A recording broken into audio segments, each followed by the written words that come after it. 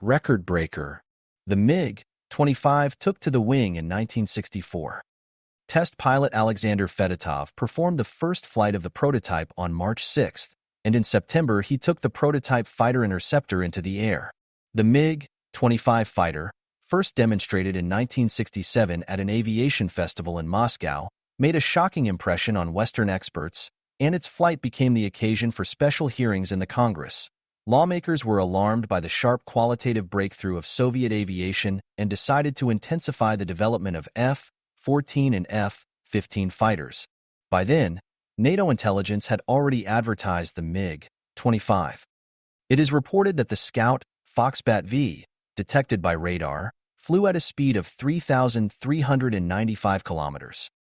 And on October 5, 1967, test pilot Mikhail Komarov on an experimental aircraft, created on the basis of MiG-25, took away from the Americans, despite the greatest speed capabilities of their strategic Scout Lockheed SR-71A. One of the records, in flight along a closed 500-kilometer route, was Concord speed of 2,981 kilometers per hour. He left his airfield, as they call it, beautifully. Belenko knew the system of the air defense area, knew the zones through which it was possible to pass undetected. During the third flight into the zone, he abruptly went down and between the hills at low altitude, directed the plane toward the Sea of Japan. The radio equipment of the Soviet air defense units in the Far East detected a target at a range of about 100 kilometers from the coastline and at an altitude of about 500 meters, moving away towards the island of Hokkaido, but mistook it for a Japanese or American reconnaissance aircraft whose flights near our borders were not uncommon. In those years, rumors circulated in the officer community that Belenko's flight to Japan had been rushed by CIA officers who felt that KGB officers had, figuratively speaking, tailed their agent. And today we can say that the ground for such rumors was not groundless. The USSR then firmly demanded the immediate return of the airplane, warning that a different decision by Tokyo could have consequences for Soviet-Japanese relations. Still, the Japanese side went along with the Americans. From the landing site, the MiG-25 was transported by American Air Force transport plane to Japan's Hyakuri Air Base. Despite the protest of the USSR, about 20 American specialists disassembled the aircraft literally to the bone, started the engines, turned on the onboard radar, measured the spectrum of thermal radiation, took samples of glass and metal. According to Russian experts, study MiG-25 was not without the participation of Belenko. The airplane was returned to the USSR in disassembled form. American experts highly appreciated the airplane. Only the electronics failed to impress them. Much later, in one of the books published in the United States, noted, American experts could not understand how their Soviet rivals in the 60s managed to create a fighter aircraft capable not only to fly at a speed more than 3 times the speed of sound, but also to carry 4 heavy and powerful missiles at an altitude of 80,000 feet above the ground. Even the newest American fighter jets, created already in the 70s, were not capable of this. And here is the opinion of the Chief of Intelligence of the Air Force, General George Kagan. The value of what Belenko gave us is so great that it cannot be expressed in dollars. After Belenko's betrayal, the Soviets had to change the secret cipher, I am mine, and it cost the country a lot, billions of hard rubles at that time. But the MiG-25 did not die. In 1978, the Gorky aircraft plant began serial production of MiG-25 PD, equipped with engines with extended life and radio sight, Sapphire 25, replacing the Smerch F, the characteristics of which were revealed as a result of the hijacking of Belenko's plane in Japan and improved armament. In 1979, serial production of the MiG-25 MP, Russia's first fourth-generation fighter, began in Gorky. At that time, NATO assigned the MiG-25 MP the code designation Foxhound, English Hound, while in the USSR it was put into combat service in 1991 and renamed the MiG-31. The result is unattainable even for airplanes of the early 21st century. The Soviet MiG-25 fighter aircraft earned the title of the world's fastest weaponized combat aircraft, the world's first mass-produced fighter to reach the 3,000 kilometers per hour speed milestone. By that time, the USSR had effective anti-aircraft missile systems that hit targets at high altitude, but they had a relatively short range, up to 40 kilometers.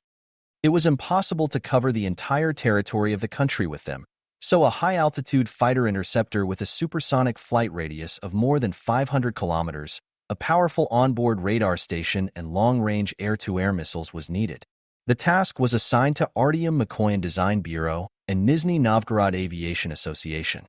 And by the end of the 1960s, a multi-purpose high-altitude fighter with a practical ceiling of 20,700 to 23,000 meters and a supersonic range of 1,250 kilometers was developed. By the standards of its time, the design of the MiG-25, produced in two versions, fighter interceptor and reconnaissance bomber, was considered outstanding, as it allowed to fly at speeds 3 times higher than the speed of sound. Most interesting fact: in 1970, several MiG-25s were sent for testing to Egypt, which was at that time at war with Israel. On assignment, the MiG-25 RB reconnaissance bomber at an altitude of 20,000 meters literally swept over Israeli positions with an arrow, performing flawless operational photography. No one even had time to react. As a result, Western experts concluded that the MiG-25 can be shot down only on takeoff and landing, while it is gaining speed. It is impossible to catch up with it in flight. In 1972, after the emergence of fourth-generation fighters in the USA and the development of the new Rockwell B-1A strategic bomber, the MiG-25 was modernized. The aircraft was equipped with more powerful R-15BF 2-300 engines with maximum afterburner thrust increased to 13,500 kgf. As a result, the fighter with full missile armament is able to reach a speed corresponding to m=3 against m=2. 83 of the original interceptor. MiG-25 Trion powerful Sapphire 25 radar and automatic fire control system, which, receiving radio telemetry commands from ground-based guidance stations, without the pilot's participation could bring the aircraft to the target. The MiG-25 has been in the crosshairs of U.S. intelligence agencies since the first prototype aircraft were built. Every day the Pentagon learns more and more about the Soviet high-altitude supersonic airplane, but for a thorough study required a sample. And presumably in the mid-1970s, the bet was placed on Viktor Belenko, who made contact with U.S. intelligence. Belenko's co-workers at the Armavir School believe that he was recruited while still a cadet. Viktor, they say, was often seen with secret documents, which other cadets were not particularly interested. The second argument: Belenko diligently sought to serve in the unit, where there were the most modern at the time of the airplanes, MiG-25P. And the third argument: on the eve of the flight, Belenko traveled to Vladivostok, ostensibly to meet with the American resident, from whom he received instructions on how and where to fly. According to this version, Belenko should have landed at the American airbase in Japan. A draft of the route diagram was found in the pilot's apartment, with indications of the course, altitude, and landing place on the flight segments. But there was fog over most of Hokkaido at that time. Others believed that he did not have enough fuel, and he had to land at a civilian airfield. Clearly, without noise did not do without. The landing of the plane saw a lot of people. Immediately appeared correspondence. If Belenko had been luckier, then, perhaps, no one would not have known where the airplane and the pilot had gone.